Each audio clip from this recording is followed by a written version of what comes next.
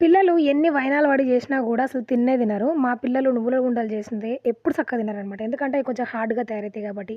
ఇట్లా హార్డ్‌గా ఉండకుండా వేళ్ళతోటి తుంపుకొని తినే విధంగా సాఫ్ట్‌గా ఉండడానికి నేను ఇట్లా ట్రై చేసిన.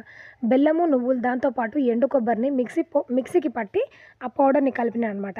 అంటే ఒక కప్పు నువ్వులకి పావు కప్పు ఎండు కొబ్బరి. అంటే 2 చిప్పలైతే సరిపోతాయనమాట. దాన్ని ఫైన్‌గా పౌడర్ చేసి నార్మల్‌గా మీరు ఈ నువ్వుల ఉండలు ఎట్లా కడతారో అట్లాగే కట్టేటప్పుడు కొంచెం ఎండు కొబ్బరి పొడి వేశారనుకోండి, నువ్వుల లడ్డూలు చల్లారిన తర్వాత గూడా హార్డ్‌గా ఉండకుండా ఉంటాయనమాట.